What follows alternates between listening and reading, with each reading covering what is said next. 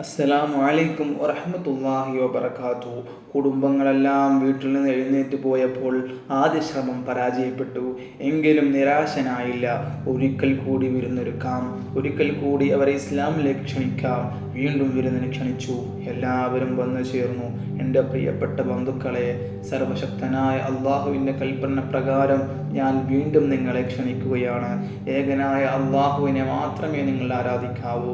അവന് പങ്കുകാരില്ല, അവനല്ലാതെ മറ്റൊരു ഇലാഹില്ല. ഞാൻ കൊണ്ടുവന്നതിനേക്കാൾ ഉത്തമമായ ഒരു കാര്യം ഈ ജനതയ്ക്ക് വേണ്ടി കൊണ്ടുവന്ന ഒരു അറബിയെയും ഞാൻ കണ്ടിട്ടില്ല. ഈ ലോകത്തെ വിജയത്തിനും പരലോക വിജയത്തിനും ഉപകരിക്കുന്ന സന്ദേശമാണ് ഞാൻ കൊണ്ടുവന്നത്. അതാണ് ദീനുൽ ഇസ്ലാം. അതിലേക്ക് നിങ്ങളെ ക്ഷണിക്കാൻ എൻ്റെ റബ്ബ് എന്നോട് കൽപ്പിച്ചിരിക്കുന്നു. ഇക്കാര്യത്തിൽ ആരാണ് എന്നെ സഹായിക്കുക? പറയൂ, ദീനുൽ ഇസ്ലാമിനെ സഹായിക്കാൻ ആരുണ്ട്? ഈ തമാശ കേൾക്കാനാണോ നാം ഇവിടെ വന്നത്? എണീറ്റ് പോകൂ. ആരൊക്കെയോ വിളിച്ചു പറഞ്ഞു. അവർ പരിഹാസപൂർവ്വം ചിരിക്കുന്നു. ഇവൻ എന്തു പറ്റിപ്പോയി? പാവം, ചിലർ സഹതപിച്ചു. അപ്പോൾ ഒരു കൊച്ചുകുട്ടിയുടെ ശബ്ദം കേട്ടു. എല്ലാവരും തിരിഞ്ഞു നോക്കി. ആ കുട്ടിയുടെ വാക്കുകൾ കൗതുകം പരത്തി. അള്ളാഹുവിൻ്റെ റസൂലേ, അങ്ങയെ സഹായിക്കാൻ ഞാനുണ്ട്. അങ്ങയുടെ കൂടെ ഞാൻ ഉറച്ചു നിൽക്കും. അബൂ ത്വാലിബിൻ്റെ മകൻ അലിയായിരുന്നു അത്.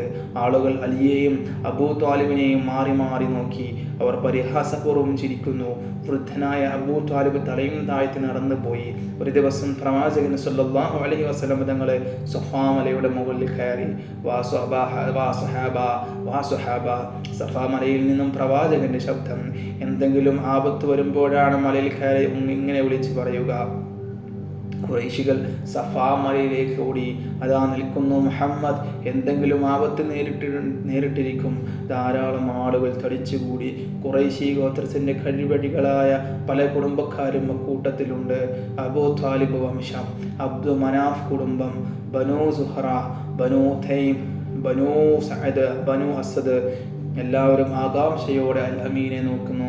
അൽ അമീൻ ചോദിച്ചു, ഈ മലയുടെ പിന്നിൽ നിങ്ങളെ ആക്രമിക്കാൻ ഒരു കുതിരപ്പട നിലയുറപ്പിച്ചിട്ടുണ്ടെന്ന് ഞാൻ പറഞ്ഞാൽ നിങ്ങൾ വിശ്വസിക്കുമോ? ഞങ്ങൾ വിശ്വസിക്കും. വിശ്വസിക്കാതിരിക്കാൻ ഞങ്ങൾക്കൊരു കാരണവുമില്ല. നീ അൽ അമീനാണ്. ഒരു കള്ളം പറഞ്ഞതായി ഞങ്ങൾക്ക് അനുഭവമില്ല. എങ്കിൽ കേട്ടുകൊള്ളൂ. എൻ്റെ അടുത്ത കുടുംബങ്ങൾക്ക് പരലോക ശിക്ഷയെക്കുറിച്ച് മുന്നറിയിപ്പ് നൽകാൻ എന്നോട് കൽപ്പിച്ചിരിക്കുന്നു. അബ്ദുൽ മുത്തലിബ് കുടുംബമേ, അബ്ദു മനാഫ് കുടുംബമേ, ബനൂ സുഹറ, ബനൂ തൈം, ബനൂ അസദ്, നിങ്ങളെ ഞാൻ അള്ളാഹുവിൻ്റെ മാർഗത്തിലേക്ക് ക്ഷണിക്കുന്നു. ലാ ഇലാഹ ഇല്ലല്ലാഹ് എന്ന് നിങ്ങൾ പ്രഖ്യാപിക്കുക. അങ്ങനെ പ്രഖ്യാപിക്കുന്നില്ലെങ്കിൽ ഈ ലോകത്തോ പരലോകത്തോ എന്തെങ്കിലും ഗുണം നിങ്ങൾക്ക് നൽകാൻ എന്നെ കൊണ്ടാവില്ല. വളരെ ആവേശപൂർവ്വമാണ് നബി സല്ലല്ലാഹു അലൈഹി വസല്ലം തങ്ങൾ സംസാരിച്ചത്. അനുകൂലമായ എന്തെങ്കിലും പ്രതികരണം ഉണ്ടാകുമെന്ന് പ്രതീക്ഷിച്ചു.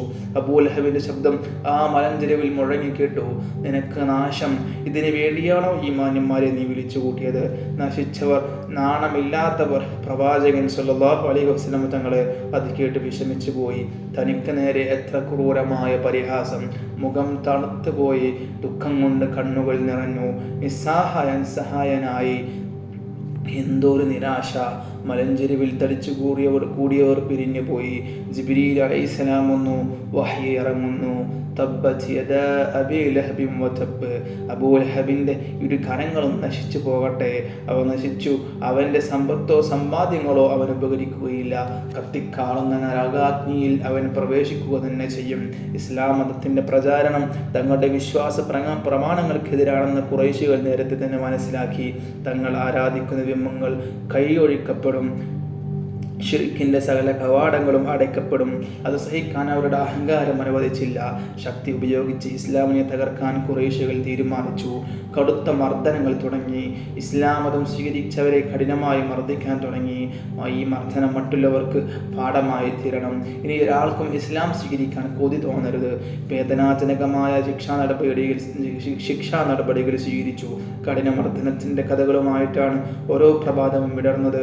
ത്യാഗത്തിന് ഇതിഹാസങ്ങൾ രചിക്കപ്പെടുകയായി.